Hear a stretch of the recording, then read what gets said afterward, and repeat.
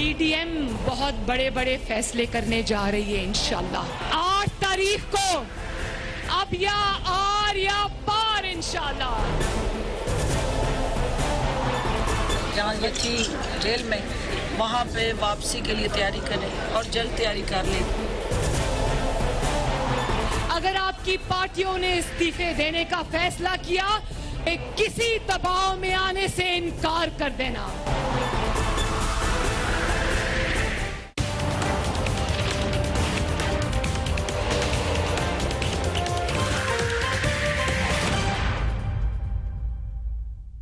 And a very warm welcome to the show. PDM की तहरीक का रुख अब लाहौर की जानिब है। मुस्लिम लीग नून 13 दिसंबर को अपने ही गढ़ यानी लाहौर में सियासी ताकत का मुजाहरा करेगी।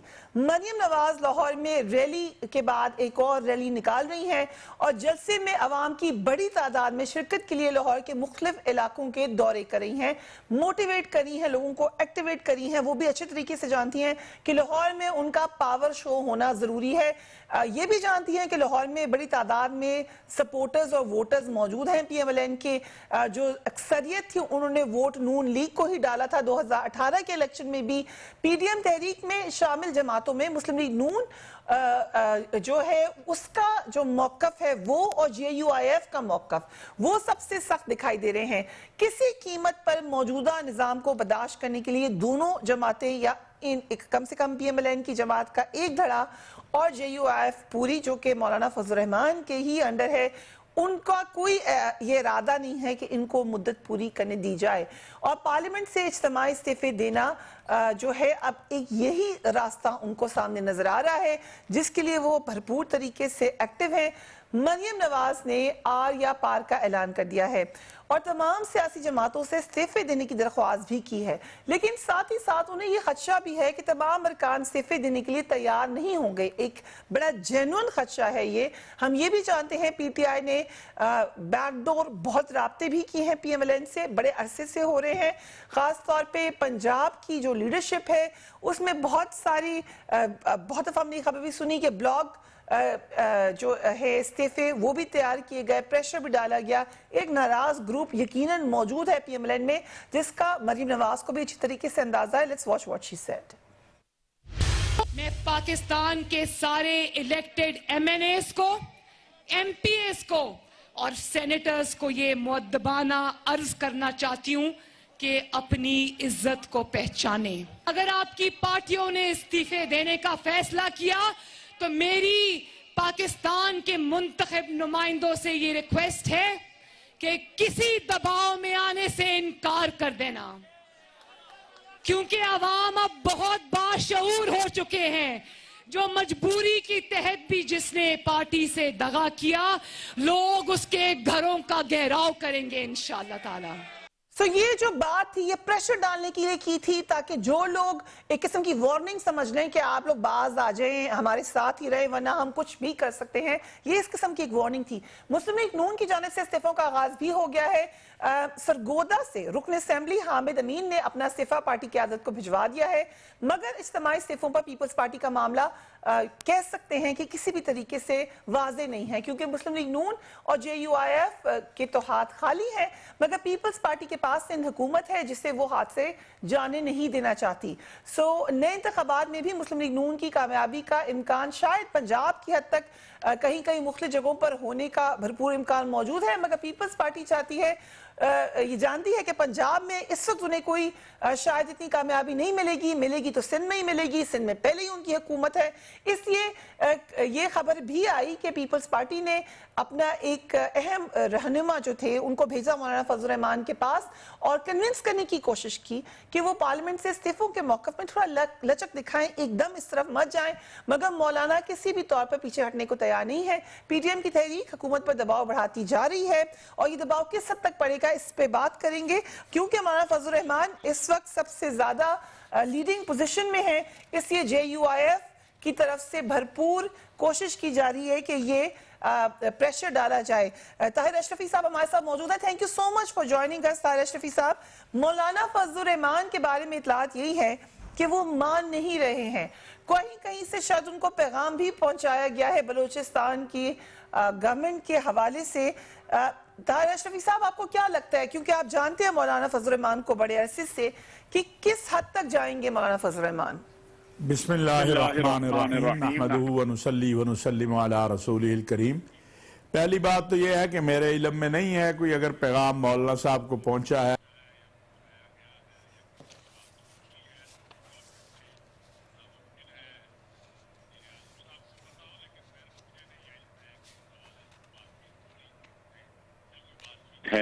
دوسری بات ہے کہ لازمی بات ہے کہ مولانا کے صاحب کا ایک پہلے دن سے یہ خیال ہے کہ وہ ان کو جو ہرایا گیا یا ان کی جو شکست ہے وہ اس کے اوپر ناراض ہیں اور اس کے اوپر وہ بہت زیادہ پھر یہ ہے کہ تلخیاں بڑھتی گئی۔ اس انداز میں بھی میں سمجھتا ہوں کہ جو ایک بات ہے ایک دوسرے کو میں نے تو عمران خان صاحب سے کہا تھا اور انہوں نے چھوڑ بھی دیا اس کے بعد مولانا کا جو وہ نام لیتے تھے جو وہ مولانا ڈیزل کہتے تھے غالباً۔ ہاں بالکل، خان صاحب نے چھوڑ دیا، اور میں نے یہ مولانا سے بھی ایک مرتبہ عرض کیا تھا کہ آپ بڑے لوگ ہیں، خیال آنا چاہیے۔ میں اب بھی جو ہے پچھلے 10 دن پہلے میں نے طے کیا تھا کہ کسی ایسے شو میں نہیں بیٹھوں گا کہ جہاں یہ ہم کس طرف جا رہے ہیں۔ میں اپنی نسل کو، اپنے بچوں کو کیا دکھا رہا ہوں کہ میں جس کو، یا میں تو ایک طالب علم ہوں، بڑے بڑے لیڈر جن کو ہم نے دیکھ کے، ہماری اولاد نے ان کو دیکھ کے انہوں نے آگے چلنا ہے، جب ہم ٹی وی شو میں بیٹھتے ہیں تو ہم کون سی زبان استعمال کر رہے ہیں؟ تو میں سمجھتا ہوں اس سے بھی تلخی بڑی ہے۔ اور مولانا کا چونکہ ایک موقف پہلے دن سے تھا، لیکن اگرچہ اس کے بعد وہ صدر کا الیکشن بھی لڑے، ان کے لوگ بھی پارلیمنٹ میں حلف اٹھا کر آ کے بیٹھے ہیں، تو ان کی ناراضگی ہے۔ لیکن آخر اگر آپ بات چیت نہیں کریں گے تو کیا کریں گے؟ کیا عمران خان اس سے چلا جائے گا کہ آپ 10 لاکھ بندہ لے آئیں تو پھر کل عمران خان 20 لاکھ لے آئے گا؟ یہی ہم اس وقت کہتے تھے جب خان صاحب کا دھرنا تھا کہ یہ روایت نہیں درست ہے کہ آپ جتھوں کے ذریعے، آپ مجموعوں کے ذریعے کہیں کہ جی ہم آ گئے ہیں آپ چلیے، پھر تو یہاں جنگل بن جائے گا۔ آج مولانا صاحب لے آئیں گے 1 لاکھ 2 لاکھ، کل خان صاحب لے آئیں گے، پرسوں کوئی اور لے آئے گا، تو پھر حکومت کون کرے گا یہاں؟ پھر تو آپ کیا ایسا ہو سکتا ہے کہ بلوچستان میں دلچسپی ہو مولانا فضل الرحمان کی پارٹی کو، یا مولانا فضل الرحمان کو، یا گورنر کی پوزیشن پہ؟ وہ تو مل سکتی ہے مولانا فضل الرحمان کو، کیونکہ سی ایم کی پوزیشن نہیں ہو سکتی، بٹ گورنر کی ہو سکتی ہے۔ کیا آپ کے خیال سے ایسا ہو سکتا ہے کہ کوئی لے کچھ لو کچھ دو کی بات ہو؟ دیکھیے بات یہ ہے کہ مجھے تو اس کا علم نہیں ہے، اور نہ ہی کوئی اس وقت میں سمجھتا ہوں ایسی سٹیج ہے، لیکن سیاست میں کوئی چیز بھی ناممکنات میں سے نہیں ہوتی ہے۔ کل یہ حلیف تھے، آج یہ حریف ہیں۔ اگر آپ دیکھیں نا کہ شہباز شریف صاحب زرداری صاحب کو گھسیٹ رہے تھے سڑکوں پر، آج انہی زرداری صاحب کے پاس پہنچ گئے۔ آج پیپلز پارٹی مسلم لیگ نون کے ساتھ حلیف ہے، مسلم لیگ نون پیپلز پارٹی کے ساتھ حلیف ہے۔ سیاست کے اندر کوئی چیز حرف آخر نہیں ہوتی، آخر آپ کو مکالمہ ہی کرنا ہے، آخر آپ کو ٹیبل پہ ہی بیٹھنا ہے۔ یہ ممکنات نہیں ہے کہ ہم جنگ میں نہیں نکلے ہوئے کہ ایک نے دوسرے کی گردن اتارے گا تو بات ہوگی۔ آخر بات چیت تو ہونی ہے، لیکن اس بات چیت کے لیے ہمارے پاس بدقسمتی ہے کہ بڑا کوئی نہیں ہے ہمارے پاس۔ ہم ان انتہاؤں پہ پہنچ چکے ہیں جہاں سے واپسی نظر نہیں آتی ہے۔ تو آخر آج کل پرسوں کسی نے تو بیٹھ کے بات کرنی ہے نا۔ اگر آپ کہتے ہیں کہ جمہوریت، تو پھر جمہوریت میں تو پولیٹیکل پارٹیاں آپس میں بیٹھ کے بات کرتی ہیں، اور اگر آپ کہتے ہیں جو نئی ہم نے اب کہا کہ جی فوج بات کرے، تو ایک طرف آپ فوج کے خلاف بات کرتے ہیں، دوسری طرف آپ کہتے ہیں وہ بات کروائے، تو یہ سمجھ نہیں آتی ہے بات۔ بہرحال راستہ ایک ہی ہے، وہ بات چیت کا راستہ ہے، وہ مذاکرات کا راستہ ہے۔ بہت اچھی بات کی ہے طاہر اشرفی صاحب، جو بات آپ نے کی ہے 16 آنے کی بات، وہ یہ کہ ہوگی بات، یہ بات چیت صحیح، مار کٹائی یا ڈنڈوں سے تو بات نہیں ہونی۔ مفتی Kifayat Ullah Sahab, thank you so much for being on the program. کل اسلام آباد میں پی ڈی ایم کے اجلاس میں اہم فیصلے کیے جانے ہیں۔ پیپلز پارٹی نے بھی کوشش کیا مولانا فضل الرحمان کو کہنے کے لیے کہ ذرا سختی کم کریں۔ آپ کی طرف سے یا آپ کی پارٹی میں کوئی لوگ ہیں جو مولانا فضل الرحمان کو یہ کہہ دیں کہ ذرا سختی کم کیجئے؟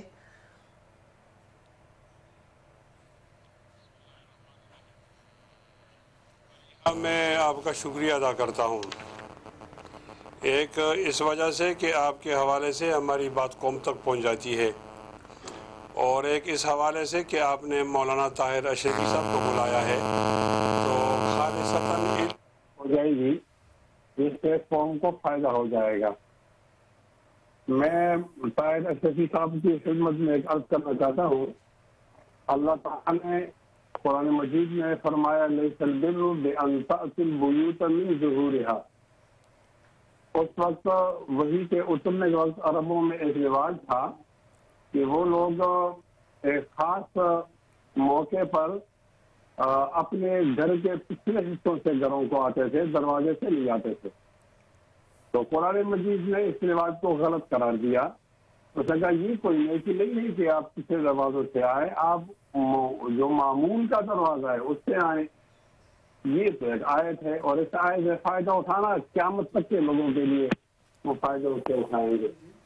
اب میں نے میرا طرز استدلال اس آیت سے یہ ہے کی صورت ہے وہ آپ سب کو معلوم ہے, اور اگر کہیں خلافت کی صورت موجود نہیں ہے تو آپ وہ آپس میں بیٹھ کر اقتدار کے تبدیلی انتقالی اقتدار کا کوئی ضوابط اور قواعد مرتب کرتے ہیں.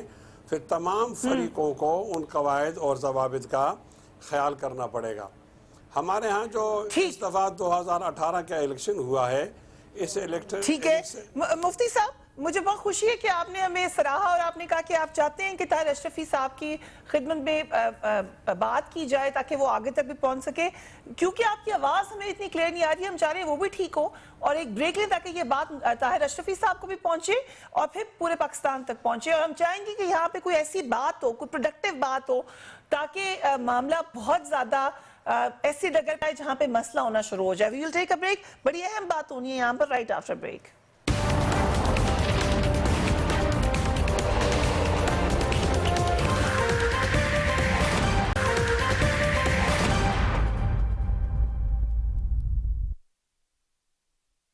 And welcome back. وقفے پہ جانے سے پہلے ہم بات کر رہے تھے کہ سب سے زیادہ سخت زبان بھی, سخت سٹانس بھی اور ہر طریقے سے آل آؤٹ جانے کا پلان بھی مولانا فضل الرحمان کا ہے. کیا کہہ رہے ہیں مولانا فضل الرحمان؟ لیٹس واچ ہم. اور بخدا بڑے بڑے عہدوں پر فائز لوگ, بڑے بڑے رینکوں والوں سے بھی اپنے آپ کو محترم سمجھتا ہوں. تو سیدھے ہو جاؤ. تو ہم تو پہلے سے سیدھے ہیں, اور اگر بگڑو گے تو پھر اگر ہم بگڑ گئے تو افغانستان میں امریکہ کا کیا حشر ہوا, خدا کی قسم یہاں تمہارا وہی حشر ہو جائے.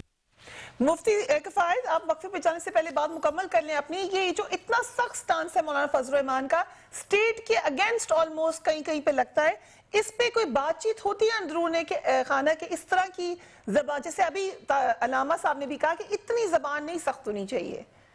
ہمارا فریحہ میں اپنی گفتگو سے قبل ایک افسوس کی خبر سنا رہا ہوں کہ ابھی خبر آئی ہے کہ ہمارے پاکستان کے ایک بہت بڑے عالم دین شیخ الحدیث حضرت مولانا مفتی ظفر علی خان صاحب وفات پا گئے ہیں.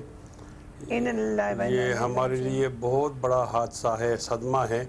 اللہ تعالیٰ اسے برداشت کرنے کی توفیق نصیب فرمائے اور اللہ تعالیٰ ان کے درجات بلند کرے, اور جن لوگوں کو صدمہ ہوا ہے اللہ تعالیٰ انہیں صبر نصیب فرمائے.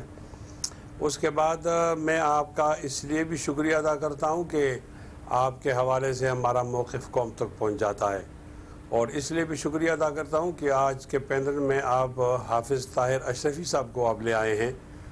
تو علماء کے درمیان جو گفتگو ہوتی ہے وہ وقار اور معیار کی ہوتی ہے, تو وہ علمی اور تعلیمی انداز کی گفتگو ہوتی ہے, سمجھنے اور سمجھانے والی, اس دلائل کی بنیاد پر. اس سے قوم کو فائدہ ہوتا ہے. میں طاہر اشرفی صاحب کے حوالے سے یہ عرض کرتا ہوں کہ وہ ہمارے دوست ہیں, ٹھیک ہے, سیاسی اختلاف یا ان کی پارٹی کا تعلق اور بات ہے, لیکن ہمیشہ ہم نے ایک دوسرے کو احترام دیا ہے. قرآن مجید کی ایک آیت سے میں استفادہ کر رہا ہوں, لیس البر بأن تأتوا البیوت من ظہورها ولکن البر من اتقى. یہ تو اس لیے آیا ہے کہ اس وقت کچھ لوگ, ان کی عادت تھی, وہ اس کو اچھا سمجھتے تھے کہ اپنے گھروں کو جب حج عمرے سے واپس آتے تو پشت کی دروازے سے آتے, تو کہا ایسا نہیں کرو, معمول سے آؤ. اس سے علماء نے ایک طرز استدلال لیا ہے کہ جب بھی آپ کے درمیان کوئی ضابطہ اور رابطہ اور قاعدہ طے ہو جائے تو تمام فریقین کو اس ضابطہ ماننا چاہیے. تو ہمارے درمیان پاکستان چونکہ ریپبلکن ہے اور یہاں جمہوریت ہے, تو ہمارے ہاں یہ ایک ضابطہ طے ہوا ہے کہ اکثریت کی بنیاد پر لوگ اقتدار حاصل کریں گے اور انتقال اقتدار پر کوئی خون ریزی نہیں ہوگی. میں یہاں سے بات شروع کروں گا. ہمارا ایک موقف ہے, اس کو نظر انداز مت کریں. ہمارا یہ موقف ہے کہ اس دفعہ جو انتخابات تھے وہ انتخابات جعلی نہیں تھے, ناجائز تھے. یعنی ایسی پوزیشن تھی کہ جو فوجی جوان کھڑا تھا اس کے جیب میں ووٹ تھے. یہ ووٹ کدھر سے آئے؟ پریزائڈنگ کے پاس تو الگ ووٹ تھے. سارا دن لوگوں نے ایکسرسائز کی, بوڑھے لوگ آئے, نابینا آئے, خواتین آئیں, لیکن ان کی ایکسرسائز کو رات کو وہ یہ ٹھوکر مار دی گئی کہ وہ سارے کے سارے ووٹ ہٹا دیے اور ان کے جیب والے ووٹ کو گنا گیا. سسٹم خراب ہو گیا, لوگوں کو باہر نکالا اور فارم 45 نہیں آیا. تو جس چیز سے ہم نے ناپنا تھا اکثریت کو, وہ چیز مخدوش ہو گئی ہے, تو اس پر اعتراض کرنا تو ضروری بات ہے. میں ایک بات یہ کوٹ کرتا ہوں, ایک بات اور ہی بتانا چاہتا ہوں, اور وہ یہ ہے کہ میں مان لیتا ہوں کہ ڈائلاگ تو ہوں گے, ایسا تو نہیں ہوگا کہ ڈائلاگ نہیں ہوں گے, لیکن میں ساتھ یہ بھی مان لیتا ہوں کہ ڈائلاگ کس سے ہوں گے. دیکھو فریحہ, ناراض نہیں ہونا, پہلے میاں نواز شریف صاحب اور غلام اسحاق خان کے درمیان ایک بحران پیدا ہوا. اس وقت چیف آف آرمی اسٹاف تھے جناب وحید کاکڑ صاحب, جنرل وحید کاکڑ صاحب. تو وہ ٹھیک ہے, وہ درمیان میں آئے, قوم کو بچانے کا مسئلہ تھا اور انہوں نے اس بحران کو حل کیا. وہ بحران ٹھیک حل ہوا یا غلط حل ہوا یہ اور مسئلہ ہے, لیکن ایک بحران حل ہو گیا. ایک آدمی ایسا تھا کہ جس پر دونوں لوگ اعتماد کر سکتے تھے. مجھے خوشی ہے کہ آپ نے یہ یاد دہانی کرائی کہ ماضی میں بھی ذرا صبر کریں فریحہ, ذرا صبر کریں. وہ درمیان بات کٹ جاتی ہے نا, پھر بات قوم کو سمجھ نہیں آتی. جی مفتی صاحب اگر اس دفعہ نہ جلدی نہیں ہوگی, اطمینان سے سنیں, انشاءاللہ خیر ہوگی, قوم کا فائدہ ہوگا. اس دفعہ ہمارا یہ اعتراض اور ہماری یہ شکایت ہے کہ جو ثالث تھا وہ فریق بن گیا ہے. ثالث اگر فریق نہ بنتا تو اتنی بڑی بات نہیں ہوتی. یہ شکایت اب ثالث فریق ماضی میں. جی مفتی صاحب اگر اجازت دیں, افضل علامہ صاحب نہیں, آپ میری بات سن کر فریحہ ایسا نہیں چلے گا. فریحہ آپ میری بات تو مکمل ہونے دو, فل سٹاپ تک نہ صحیح. آپ نے کہا فریق پارٹی بن گیا, ماضی میں آرمی چیف نے معاملات حل کرائے تھے, مگر اب آپ کو آرمی چیف پہ اعتماد نہیں ہے. مفتی اللہ کی صاحب بندی میری بات تو سنو, میں عرض کرتا ہوں. دیکھیں یہ اب ہمارا جو ثالث تھا وہ فریق بن گیا, یہ ایک پریشانی ہو گئی. اب غلطی ثالث کی ہے, فریق کی نہیں ہے. ثالث جب فریق بن جاتا ہے تو اپنی ذمہ داریاں چھوڑ دیتا ہے. اب مولانا صاحب کا لہجہ کیوں سخت ہے؟ آپ آہستہ مارو گے تھپڑ تو آواز رونے کی آہستہ آئے گی, آپ زور سے مارو گے تو آواز زور سے آئے گی. تو جو لوگ آواز تھپڑ مارنے والے ہیں ان سے پوچھا جائے کہ اتنا جبر کیوں کیا, اتنا ظلم کیوں کیا, اتنی خیانت کیوں کی. پھر تو آپ یہ ایکشن کا ریئیکشن ہوتا ہے, آپ زور سے بال پھینکو گے اتنی زور سے واپس آئے گی. ہمارا یہ سخت لہجہ ہمارے ان کرم فرماؤں کے انتہائی زیادتی کی بنیاد پر ہے. اگر وہ ایسا نہ کرتے تو ہم ایسا لہجہ استعمال نہیں کرتے. یہ بھی ان کی بنیاد ہے, یہ صفائی وہ دیں گے. بڑی خوبصورتی سے اصل بات بتا دی ہے, کھول دی ہے معصومیت سے, میں کہہ سکتی ہوں بڑی سادگی سے. مفتی صاحب, علامہ طاہر اشرفی, آپ نے سنی مفتی صاحب کی بات. وہ کہہ رہے ہیں کہ ماضی میں تو ہم سمجھتے تھے کہ کوئی ایک بڑی اہم پوزیشن ہے جہاں سے مسئلہ حل ہوگا, اور ہمارے پاس جو اطلاعات ہے وہ یہی ہے کہ جتنی دفعہ بھی کوشش کی گئی ہے جی ایچ کیو سے یا دیگر جگہ سے, یہی کہا گیا ہے کہ آپ کے معاملات خود حل کریں. کیا یہ مسئلہ ہو رہا ہے اس وقت علامہ صاحب؟ بات یہ ہے کہ پہلے تو میں یہ بات عرض کروں کہ یہ مسائل تیزی آئی کیوں ہیں. تیزی اس لیے آئی ہے کہ جی ایچ کیو نے کہہ دیا کہ بھئی اپنے مسائل خود حل کریں, ہم نہ عدالتوں میں مداخلت کریں گے, نہ نیب میں مداخلت کریں گے, نہ آپ کے سیاسی امور میں مداخلت کریں گے. اور یہ میں کسی مخالفت کی بنیاد پر نہیں, اپنی اطلاعات کی بنیاد پر اور 100% اطلاعات کی بنیاد پر کہہ رہا ہوں. دوسری گزارش یہ ہے کہ یہ وطن عزیز پاکستان ہے, یہ اسلامی جمہوریہ پاکستان ہے. اس کی فوج اور اس کی قوم کے ساتھ 2000 سے لے کر 2017 تک 18 تک اور اب بھی یہ کوششیں ہوتی رہی ہیں کہ کسی طریقے سے اس کو لیبیا بنائیں, عراق بنائیں, شام بنائیں. الحمدللہ یہ جو ہماری فوج ہے یہ ایمان, تقوی, جہاد فی سبیل اللہ والی فوج ہے. میرا جو جوان ہے وہ سیاچین پہ کھڑا ہو, وہ افغانستان کے بارڈر پر ہو, وہ ہندوستان کے بارڈر پر ہو, وہ رات کو اللہ سے اپنی شہادت مانگتا ہے. وہ 25,000 تنخواہ کے لیے نہیں کھڑا ہوا. اس لیے اگر کسی کی غلط فہمی ہے تو وہ پہلے بھی کچھ لوگ آئے تھے جن کی غلط فہمی یہ تھی کہ ہم فلاں جگہ ہم نے فلاں کو شکست دے دی ہے تو اب یہاں پر بھی ہم شکست دے لیں گے اس قوم کو اور اس فوج کو. اور آج ان کا ساری دنیا کو پتا ہے کہ الحمدللہ اس قوم نے، اس فوج نے، اس ملک کے علماء نے، اس ملک کے محراب و منبر کے وارثوں نے، اس ملک کے طلباء نے، اس ملک کی عوام نے مل کر ان کو نشان عبرت بنا دیا، جو اس ملک کے اندر وہ کھیل کھیلنا چاہتے تھے کہ یہاں لیبیا بن جائے، یہاں عراق بن جائے، یہاں شام بن جائے. بٹ علامہ صاحب، مفتی صاحب تو یہ کہہ رہے ہیں کہ ہماری بات سنیں، وہ ان سے بات کرنا چاہتے ہیں. میں نے یہ جس پیرائے میں کہا، جہاں کہنا تھا وہاں پہنچ گیا. اب جہاں تک اگلی بات ہے مفتی صاحب کی، بالکل بات چیت ہونی چاہیے، لیکن میں حیران ہوں کہ یہ پولیٹیکل، آخر عمران خان صاحب کو بھی لوگوں نے ووٹ دیے ہیں. آپ کے پاس، آپ کہتے ہیں جی لیگل وے، الیکشن کمیشن آپ کے پاس تھا، ایک قومی اسمبلی کی کمیٹی بھی بنانے کا کہا گیا، وہ آپ کے پاس تھی، عدلیہ آپ کے پاس تھی، وہ ایک لمبا ہے، میں اس بحث پہ جانا ہی نہیں چاہتا. میں سمجھتا ہوں کہ موجودہ حالات کے تناظر میں تمام حکومت ہو یا حزب اختلاف ہو، ایک تو ہمیں یہ طے کرنا چاہیے کہ جو ہم زبان بولتے ہیں سب کو. میں نے جس وقت ریحام خان عمران خان صاحب کی زوجہ محترمہ تھیں، ایک دن ایکسپریس ٹی وی پہ بیٹھ کے یہ کہا تھا، ان کے متعلق کوئی بات ہو رہی تھی، تو میں نے کہا تھا خدا کے لیے مریم بھی ہماری بہن اور بیٹی ہے اور ریحام خان بھی ہماری بہن اور بیٹی ہے، آپ کس طرف جا رہے ہیں؟ اور آج سے چند دن پہلے ایک جملہ میں نے سنا، ایک طرف مسلم لیگ نون کی طرف سے اور دوسری طرف ایک یعنی تحریک انصاف کے ایک میں نے ٹی وی بند کر دیا اور مجھے شرمندہ ہوں میں آج تک ان دونوں کے جملوں پر کہ اگر میرا بچہ یا بچی یا بیٹی بیٹھ کے یہ چیز سن رہی ہو تو وہ کہے گی یہ کیا ہمیں دے رہے ہیں. علامہ صاحب، آپ یہ بڑی اہم بات بار بار ہائی لائٹ کریں، بڑی اہم، آئی ہوپ یہ سب تک پہنچ جائے. انتہاؤں پہ جا کے آپ کچھ نہیں لے سکتے، انتہاؤں پہ جا کے آپ کچھ نہیں لے سکتے. یہاں مسلم لیگ نون نے بھی ووٹ لیا ہے، یہاں عمران خان صاحب نے بھی ووٹ لیا ہے، مولانا فضل الرحمان. ابھی تو فوجی کی بات کرتے ہیں، یہ ابھی گلگت بلتستان میں تو فوجی کوئی نہیں کھڑا تھا، وہاں پر بھی تحریک انصاف. بات یہ ہے کہ کچھ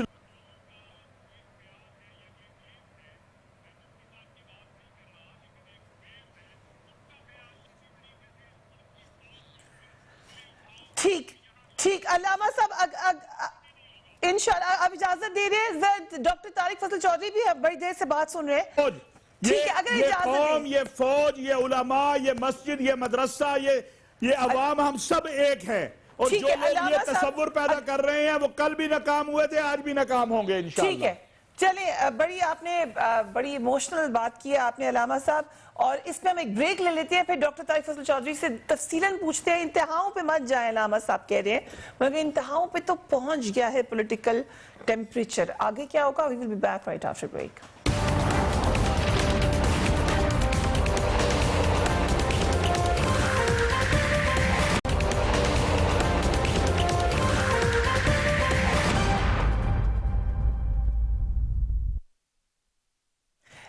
welcome back. Doctor Tariq Fazal Chaudhry, thank you so much for joining us. اس وقت جو سب سے زیادہ ٹف سٹانس ہے وہ مولانا فضل الرحمان کی ہے اور مریم نواز کی یا نواز شریف صاحب کی ہے. آپ کو لگتا ہے کہ پیپلز پارٹی آپ کے اس سخت سٹانس میں آخر تک جائے گی؟ بسم اللہ الرحمن الرحیم. دیکھیے، جو پی ڈی ایم مارز وجود میں آیا ہے، سٹانس تو بیسیکلی پی ڈی ایم کا ہے.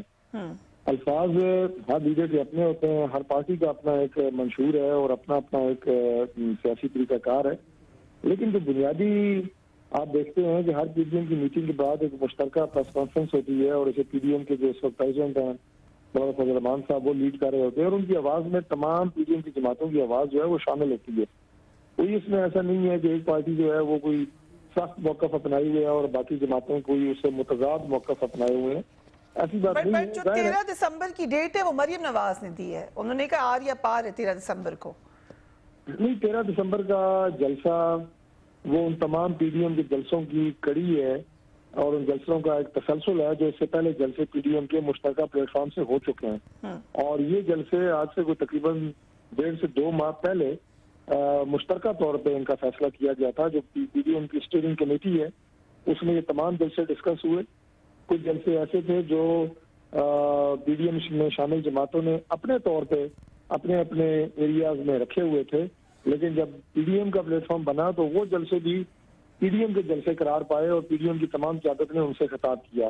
تو یہ جلسہ بھی ایک مشترکہ جلسہ ہے, پی ڈی ایم کی تمام قیادت اس میں ہوگی, اور اس کو چونکہ لاہور کا جلسہ ہے, لاہور ظاہر ہے اپنی ایک ہسٹری رکھتا ہے, پولیٹیکل موومنٹ کے حوالے سے اپنی ایک تاریخ ہے لاہور کی, تو یہ جلسہ ایک انشاءاللہ فیصلہ کن جلسہ بننے جا رہا ہے. یو آر آلسو سیئنگ کہ فیصلہ کن جلسہ ہے. سو علامہ صاحب آپ کی طرف آؤں گی, یہ عمران خان صاحب کے پرائم منسٹر کے یہ الفاظ ہیں کہ جو بھی موومنٹ کا آپ نے دیکھنی ہے اس کی ہوا کس طرف ہے, وہ لاہور کے جلسے سے, مینار پاکستان سے یا لاہور سے پتہ چل جاتا ہے. کیا آپ لوگوں کو بھی پی ڈی ایم کی ہوا کا رخ اس جلسے سے پتہ چلے گا علامہ طاہر اشرفی؟ دیکھیں, میرا نقطہ نظر روز اول سے یہ ہے کہ اپوزیشن کا کام ہوتا ہے جلسے جلوس کرنا.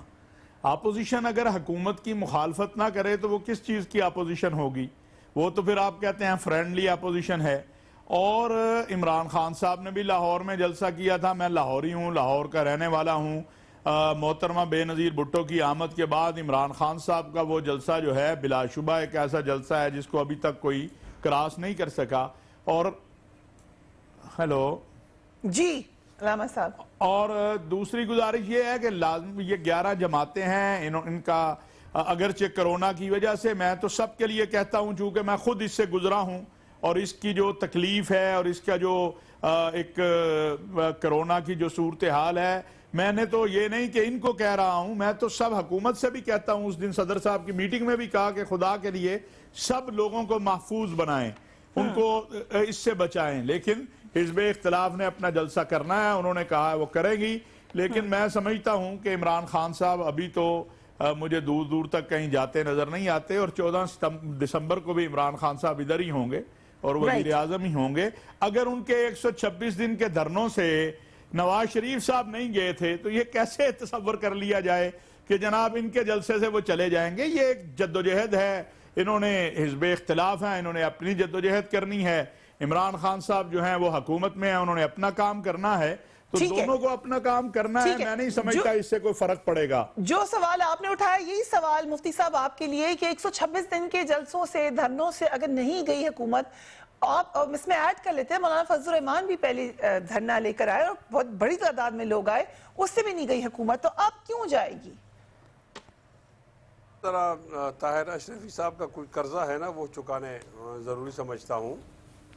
انہوں نے ہمیں بتایا کہ جی ایچ کیو, تو ہم جی ایچ کیو کے کسی کردار, سیاسی کردار کے حق میں نہیں ہیں, اور وہ اپنا کام کرے اور سیاسی جماعتیں اپنا کام کریں.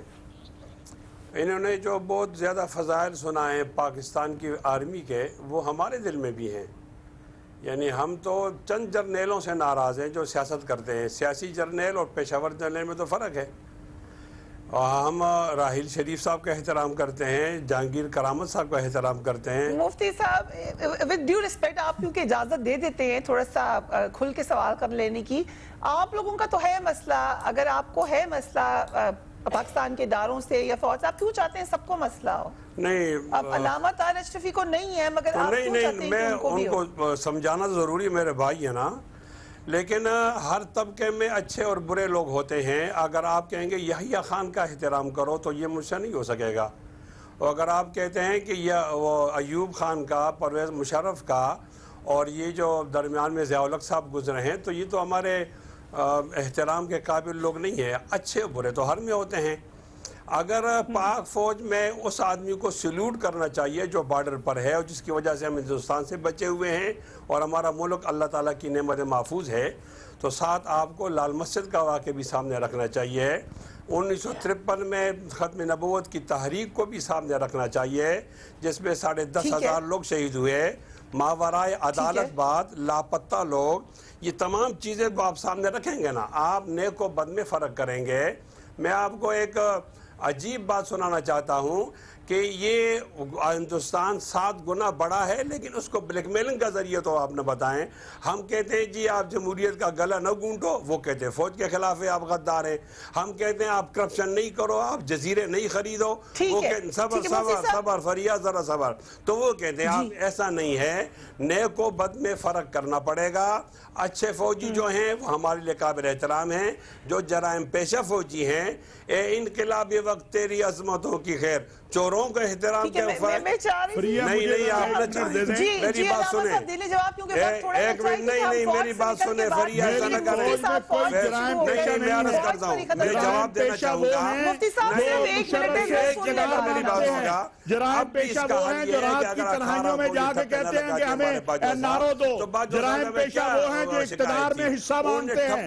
جنرل مشرف آج بہت برا ہے، لیکن اسی جنرل مشرف سے جب 70 سیٹیں جیتی ہیں اس وقت وہ بہت اچھا تھا. جب اس سے لفظ ہوتا ہے اس وقت وہ بہت اچھا تھا. جرائم پیشہ وہ ہیں جو عوام کے ووٹ کی تذلیل کرتے ہیں، اور اگر